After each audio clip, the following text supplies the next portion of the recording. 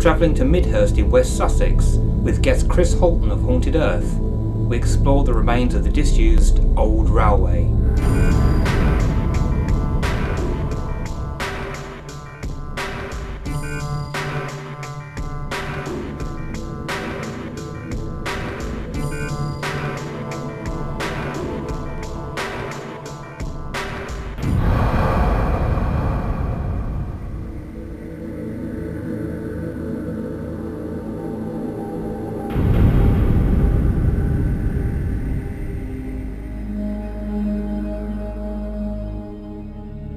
The Pulborough to Petersfield Railway opened in the mid-19th century, although railway politics meant that instead of planning a route to Petersfield, separate railways were built in the direction of Midhurst in 1864 from both east and west.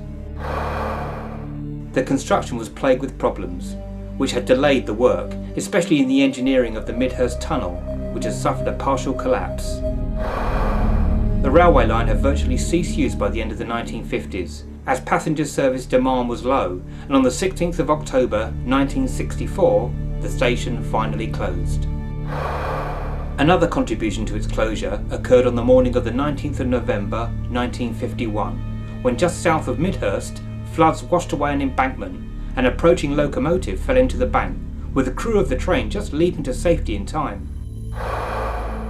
Joining Patricia Waterworth, medium Alan Barnett and myself on the first of a two-part investigation at separate locations is special guest Chris Halton of Haunted Earth, and I was interested to see what two like-minded mediums will pick up on at this disused track and tunnels.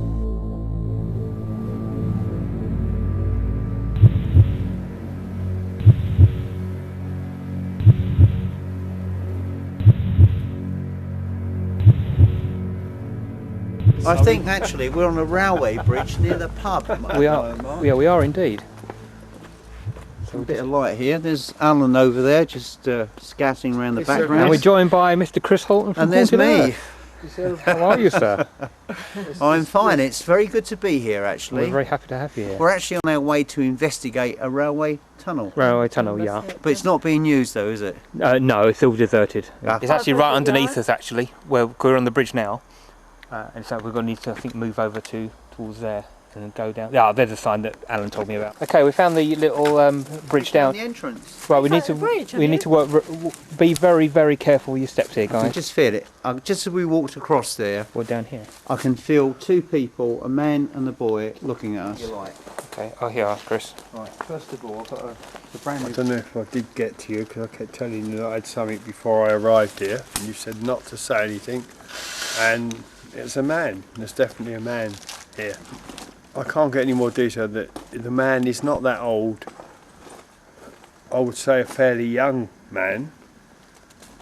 And I would take it, it had to be some sort of accident or whether that caused his death. I just have an impression, a very weak impression, of a collapse on the embankment, and where two people, or at least one person I should say, I'm not sure about the boy, at least that man I feel died in that kind of, when they were digging this out. He's not old. He's sort of 20s, I'm getting. Something like that. I'm not getting any kind of indent on the age of this person. But the boy is probably about 12, maybe 14 years. You see, there's other things that have happened. When they were excavating these railway lines, there was always a risk of soul slip, but also there were other hazards. For example, dirty water, bad hygiene, and a number of people died of what is now today avoidable diseases, basically.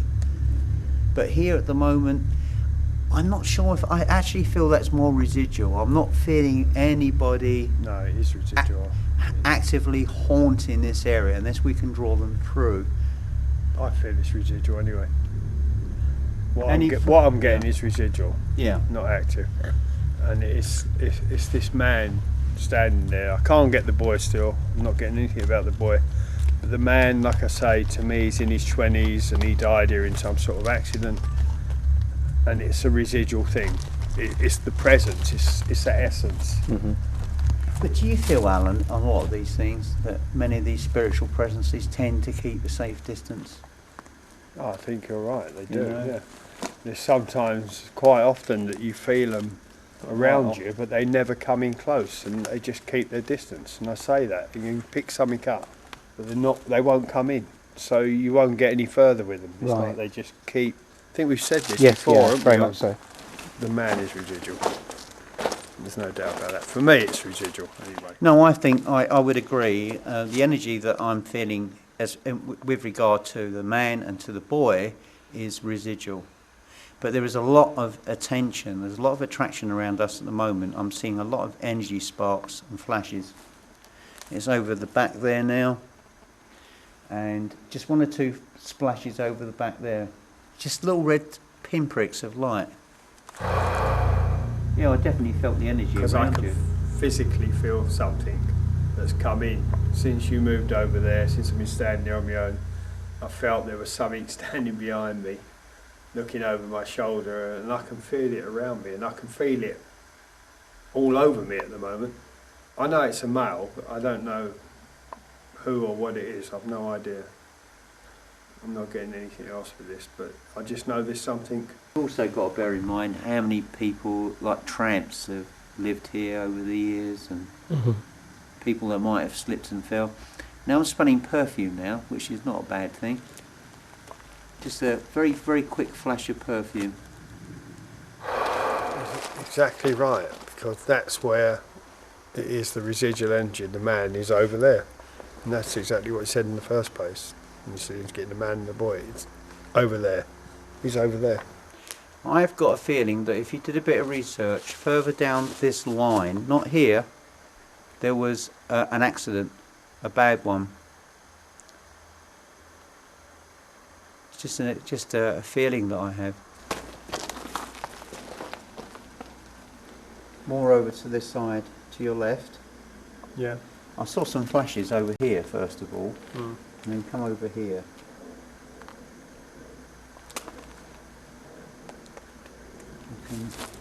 Music as well. I can hear music, but I can't hear music. I can't explain what I'm saying really, but I just feel music. Anything, please? Anyone around? Want to come forward? Walking through the undergrowth, we head towards the old tunnel. Down the other way. Really work the way we come down, doesn't it? It's a fascinating place. Just stopped and you've come across something. Yeah. No, just here, as I walked into it, it was very, very strong. I can still feel it here. It's mostly around and a smell. Okay. But here is definitely an energy I could feel, but it's moved. Anything. I want an owl. Do you? Oh! There you go. Where's the owls hooting? Now this is energy here. Yeah. Didn't he say you have to climb over? Yeah, we do, I yeah. ain't going to climb over that. Whether it be a noise or touch any member here. I'd love to walk down the entire end of it. Go right down the end. Now that sounded physical. It did. Come on then, if you're there, come towards us. Can someone try and bend those bars back a bit? Or if we try and bend them? Walk towards us. Let's hear you walking. See your footsteps. Let's hear you walk towards us. You can do this. Come on.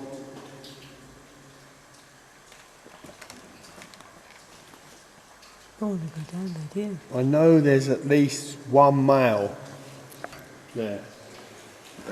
Mark is now attempting to climb over the spiked fence. Mark, No, be careful there. The bit to try and get a leg No, over. no, is you actually can. too short. You can do it, Mark. Go on, you're nearly there. The problem here is you can't get leverage on the other side, and you would fall if No, you're you trying to. won't. Look, it's only a little full. Little what? Wait, I could give you sort of hands the leg over, but you wouldn't get back. I just want to squeeze through there, Pat, see if I'm... So what we're doing here, through Chris is locking off his camera. We're going to go back down to the other tunnel. We're going to leave the camera here and see if we can get any EVP. The tunnel's quite long. There's a lot of echo that might be coming in from the other side, but it's still a place we'd love to have a walk down, but we just can't get in. Top of the tunnel, looking down. Well, yeah, on you know, if you look at it at the top, you can see it, whatever's running across the top of it, if it's a road or whatever. But I had the sensation of someone standing there looking down at us. it's like they were wondering what we're doing and who we are. And they were just looking down, watching us. Says Just Patricia. as we were wandering around, all of us actually thought that this looked like a crucifix and this might be a grave, but it's not. L-E-V, is it? LEV or something. It's Actually, it looks like a railway electricity marker. You usually get them on the edge of railway lines, marking boxes and junctions and things. All right, Levington. From is my that? experience. looks kind of weird, doesn't it? Yeah. Yeah, no, it's what I've seen before along railway lines.